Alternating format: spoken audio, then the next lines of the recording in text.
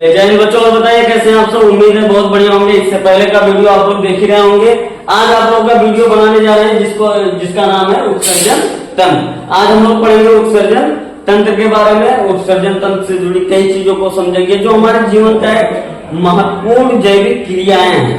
ठीक, आपका क्लास 10 के पहले चैप्टर में एक लाइफ प्रोसेस कर चैप्टर है जिसको हिंदी में कहते हैं जैविक क्रियाएं। ठीक है, जैव प्रक्रियाएं। तो उस चैप्टर में आप लोगों को मैंने बताया था कई चीजों के बारे में। अभी टोटल वीडियो तो यूट्यूब पर नहीं पढ़ पाया है, लेकिन बहुत जल्दी सारा चैप्टर उसको हेडिंग टू हेडिंग डाल दिया जाएगा। आज उसी चैप्टर से रिलेटिव ये चीज है उत्सर्जन तंत्र, जो हर एक मनुष्य के जीवन में घटने के लिए, होने के लिए बहुत आवश्यक है।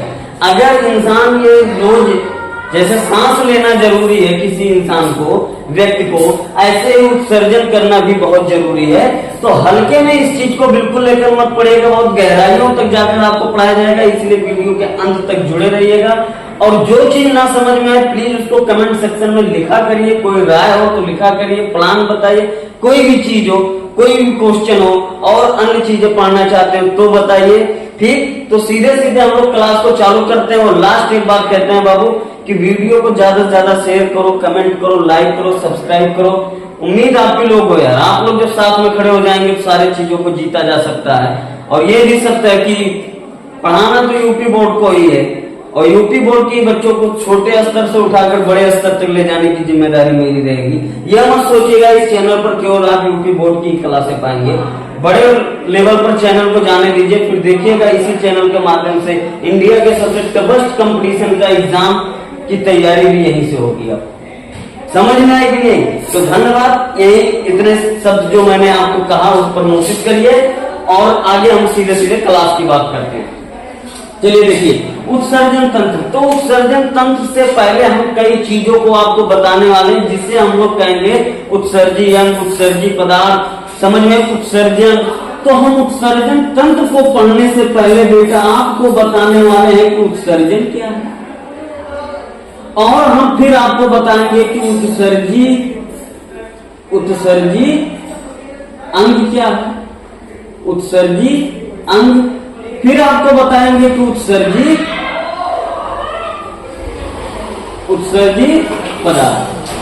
बात समझ में आई कि नहीं आई? आई कि नहीं आई? फिर इतने चीजों को बताने वाले। तो सबसे पहले मैं आपको बताता हूं उत्सर्जन क्या है। उत्सर्जन क्या है तो मैं आपको बताऊं, हम जो भी चीज खाते पीते हैं, हमारे शरीर के अंदर बनने वाले अपशिष्ट पदार्थों को शरीर से बाहर निष्कासित करना उत्सर्जन कहलाता है। जैसे हम कोई चीज, हर चीज खाते हैं तो हमारे शरीर के अंदर हर चीज डाइजेस्ट नहीं होता है। हम कोई चीज खाते हैं, जैसे हम कोई खाना नहीं खाए तो जो चीज यूज का है डाइजेस्ट हो गया, ब्लड बना लिया, सारा काम हो गया। लेकिन जो यूज का नहीं है, जैसे पानी पीते हैं, सारे पानी अच्छे नहीं होते हैं, या जितने पानी पिए कोई जरूरत नहीं सब पानी अच्छे हो, तो पानी मूत्र बनकर क्या हो जाएगा, बाहर हो जाएगा। हम कोई चीज खाएं तो कोई चीज खाएं जो चीज जरूरत का था, डाइजेस्ट हुआ, अपना काम हुआ। बाकी जो भोजन और बच रहा है शरीर में, जिनका शरीर में कोई जरूरत नहीं है, उनको शरीर से क्या करना है, आपको बाहर करना है। तो यही प्रोसीजर हमारा क्या कहलाता है, उत्सर्जन कहलाता है। अर्थात आप ओवरऑल ये बात जानिए कि कोई भी पदार्थ, यानी हम शरीर के अंदर खाने पीने वाला पदार्थ, अर्थात शरीर के अंदर उपस्थित अपशिष्ट पदार्थों को शरीर से बाहर निकालने की क्रिया को उत्सर्जन कहते हैं। और जिस अंग से निकालते हैं उसे उत्सर्जी अंग कहते हैं, और जो पदार्थ निकलता है उसे उत्सर्जी पदार्थ कहते हैं। एक बार रिपीट करता हूं, ध्यान से बात को समझिएगा आप लोग कि उत्सर्जन हमारे शरीर के अंदर उपस्थित अपशिष्ट पदार्थों को शरीर से बाहर निकालना उत्सर्जन कहलाता है, और जिस अंगों से निकालते हैं उसे उत्सर्जी अंग कहते हैं। जो पदार्थ शरीर से बाहर निकलता है उत्सर्जी पदार्थ होता है। जैसे हम पानी पिए तो हम पानी पिए, अब वो चीज जो हमारे अंदर अपशिष्ट जो पानी रहेगा वो शरीर से बाहर निकल गया, वो उत्सर्जन हो गया। लेकिन जो पानी शरीर से बाहर निकला मूत्र बनकर, वो हमारा उत्सर्जी पदार्थ हो गया। जिस अंग से निकला उस अंग को उत्सर्जी अंग कहेंगे। तो उम्मीद है यहां तक आपके समझ में आ गया होगा। अब टोटल मैं आपको बताने वाला हूं कि हमारे पास कितने उत्सर्जी अंग होते हैं। तो मैं आपको बताता हूं उत्सर्जी अंग। तो कुछ चीजें तो आप वैसे ही जानते होंगे। उत्सर्जी अंग,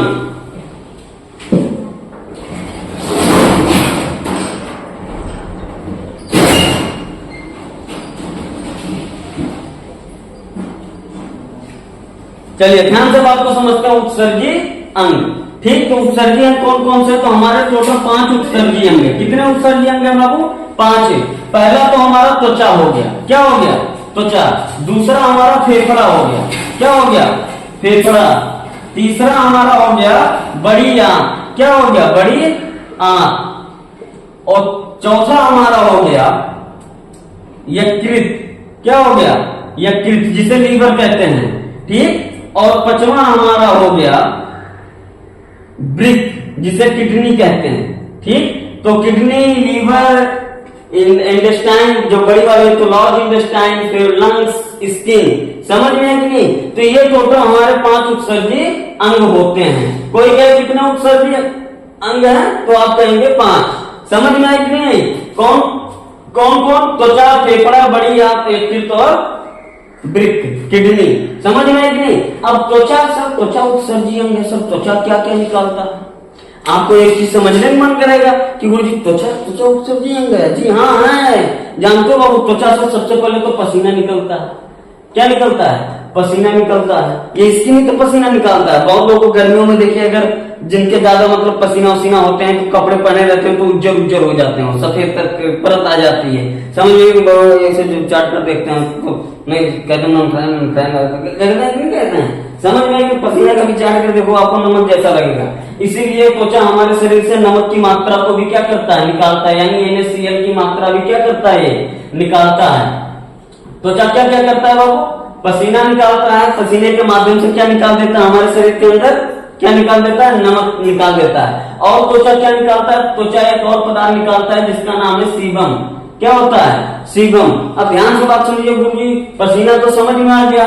नमक, शरीर के अंदर से जो पसीना होता है बाबू, उसको कभी चाट कर देखिए आप लोग, मत नॉन लगेगा, और ना कि मत चाट कर देख लीजिए। समझ में आया कि नहीं आया? ठीक। तो नमक होता है, उसमें हमारे शरीर के अंदर से NaCl की भी मात्रा निकालता है। सीबम क्या होता है? तो मैं बताऊं, सीबम हमारे शरीर के अंदर एक तेलीय पदार्थ होते हैं जिन्हें हम सीबम कहते हैं। बहुत लोग देखेंगे सुबह सोकर जब उठते हैं तो देखते हैं, देखने में क्या लगता है उनके नाक वाक पर ऐसे देखिए तो चिपचिपा पदार्थ रहता है, तेलीय पदार्थ तेल की तरह होता है, उसी को हम लोग सीबम कहते हैं। हमारे शरीर से के अंदर से निकलना भी बहुत जरूरी होता है। इसीलिए झगड़ा भर जो लड़कियां मेकअप कर लेती है, क्या पता चलता है उनका सीबम निकलता ही नहीं है। समझ में आया कि नहीं आई? वो हमेशा, क्योंकि आप जितना क्रीम पाउडर सब जितना कॉस्मेटिक चीजों का यूज करेंगे तो आपकी स्किन को क्या रखता है? ठंडा रखता है एकदम। समझ में है कि नहीं? सुबह के टाइम में कभी आप देखिए ऐसे सोकर उठिए, ऐसे ऐसे करिए तो आपको लगेगा कि ये चिपचिपा तेलीय पदार्थ है कोई। समझ में? किसी का तो बहुत ज्यादा निकलता है, कोई कितना भी क्रीम पाउडर क्यों ना लगा तो सब झड़ जाता है उसका। समझ में है कि नहीं? अब ध्यान से बात को समझिए। तो ये पसीना, नमक, सीबम, समझ में? सीबम क्या है? शरीर के अंदर से निकलने वाला तेलीय पदार्थ है। फेफड़ा क्या करता है बाबू? तो फेफड़ा भी हमारे शरीर से अपशिष्ट पदार्थों को क्या करता है? निकालता है। बात आई गुरु जी कैसे?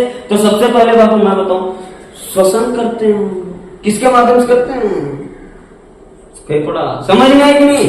ध्यान से बात को समझेंगे। हम लोग ऑक्सीजन लेते हैं, लेकिन हमारे शरीर के अंदर क्या बना? अपशिष्ट पदार्थ क्या बना? Carbon dioxide. अच्छा, इस कार्बन डाइऑक्साइड को निकालने में मदद कौन करता? प्रेशर कौन डाल रहा है? हमारा लंग्स डालते हैं। समझ में है कि नहीं? तो हमारे ये लंग्स जो होते हैं और हमारे शरीर के अंदर बन रहे अपशिष्ट पदार्थ CO2 का क्या करते हैं? निष्कासित करते हैं। वो कौन सा पदार्थ होता है? वो CO2।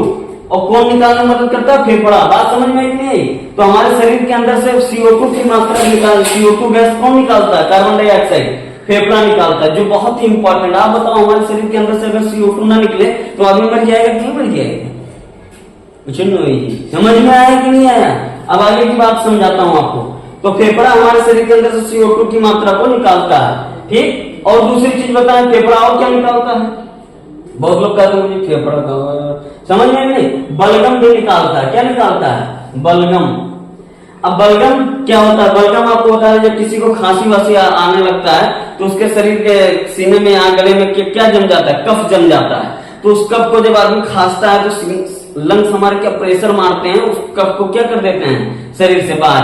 आखिर में वो भी तो अब क्या था? हमारा अपशिष्ट पदार्थ है ना। अब बहुत जो बहुत बढ़िया मुंह बनाने को चिबड़ा उबड़ा कर घोट गए। फिर समझ में आई कि नहीं? ये कांड कौन ज्यादा करता है? लड़कियां करती है। समझ में आई कि नहीं आई? समझ में आई कि नहीं आई? अब यहाँ ध्यान से बात को समझो। तो फेफड़ा जो होता है हमारा सबसे ज्यादा क्या करता है बाबू, वो CO2 की मात्रा को निकालता है, जो हमारे शरीर के अंदर अपशिष्ट बलगम भी निकालता है।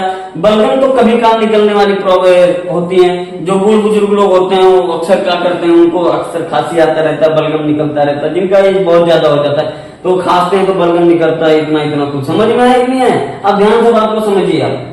ये हो गया। अब हम लोग समझने जा रहे हैं किसके बारे में, बड़ी आंत के बारे में। बड़ी आंत क्या करता है बाबू, जो हम सब कुछ खाते पीते हैं तो जो अपचा भोजन होता है, अपचा भोजन, अपचा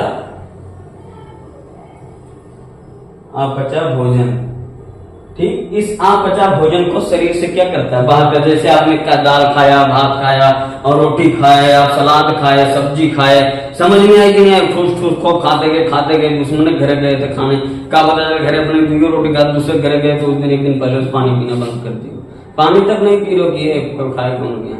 समझ में आया कि नहीं आई बात? तो ऐसा होता है। तो अगर हुम कर आप खूब खा लिए हैं तो खूब खा लिए हैं तो क्या हो गया, तब बाबू सब चीजें तो आपका डाइजेस्ट नहीं होता है। कुछ भोजन ऐसे होंगे जो यूजफुल होंगे वो डाइजेस्ट हो जाएगा, जो यूजफुल नहीं होंगे वो डाइजेस्ट नहीं होगा।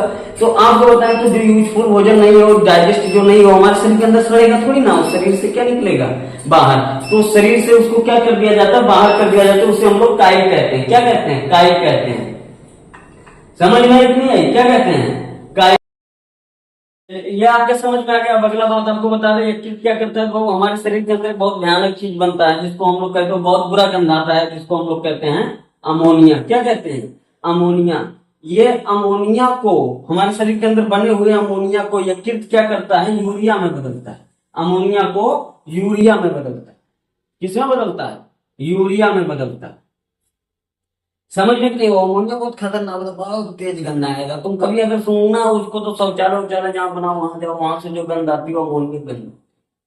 कहीं कोई दीवार वाल के किनारे अक्सर देहात में जहाँ कर दिए और वहां पर जाकर कहीं उल्टी हो जाएगी, तो बहुत बुरा गंध आता है। तो उसी को किसकी गंध होती है? अमोनिया की गंध होती है। एक्चुअली हमारे शरीर के अंदर वो बना अमोनिया, तो उसको लीवर क्या करता है, बहुत इंपॉर्टेंट काम करता है कि अमोनिया बने हुए अमोनिया को किसमें बदल देता है, यूरिया में। और फिर बदलने के बाद यही इसकी भूमिका नहीं खत्म होती है, फिर इस यूरिया को तुरंत किसको दे देता है, वृक्क को। क्या कर देता है? वृक्क को। और वृक्क क्या करता है, यानी किडनी को देता है। किडनी क्या करता है, उसको बाहर कर देता है। इस प्रकार हमारे शरीर के अंदर बने बहुत बुरे भयानक अपशिष्ट पदार्थ को आसानी से शरीर के बाहर निकल जाता है। समझ में कि नहीं? तो आप ध्यान से बताएं, अमोनिया अपना भयानक चीज है ना बाबू, कि ये क्या होता है, बहुत बुरा गंध आता है, शरीर के अंदर बहुत ज्यादा देर तक रह भी नहीं सकता। ये अमोनिया को किस में बदल देता है, यूरिया में। और यूरिया में बदलने पर देता है किसको, किडनी को। किडनी इसको शरीर से बाहर निकालता है। मैं आपको बताऊं, अगर किसी व्यक्ति को लगा सोच कि मान लीजिए हमको जाना, ठंडी में अक्सर नहीं जाता है, कोई बैठा है तो समझ में कि नहीं करना चाहिए। इससे कोई बहुत गंदा चीज है, तबीयत खराब हो जाएगी, उससे बीमारी हो सकती है तुमको, ठीक है। क्योंकि ऑलरेडी इतना भयानक चीज अमोनिया यूरिया में बदल गया, यूरिया बाहर निकल रहा है। और ज्यादा देर तक तू अपने शरीर में अगर रखे रहेगा इसको, तो फिर ये यूरिया किसमें बदल जाएगा, अमोनिया। तो तुम जैसे करेगा तो तुम्ही को उल्टी हो जाएगी। समझ में कि नहीं? तुम्ही को उल्टी हो जाएगी। समझ में कि नहीं? इसलिए कहीं आप जहाँ शौच करके आइए, जहाँ आप पेशाब करके आइए, वहां आप देखेंगे कि तुरंत वहां से बदबू नहीं आता, कुछ देर बाद बदबू आता है। क्योंकि वो कुछ देर बाद वो अमोनिया किसमें बदल जाता है, यूरिया में बदल जाता है। किसमें बदल जाता है, यूरिया में।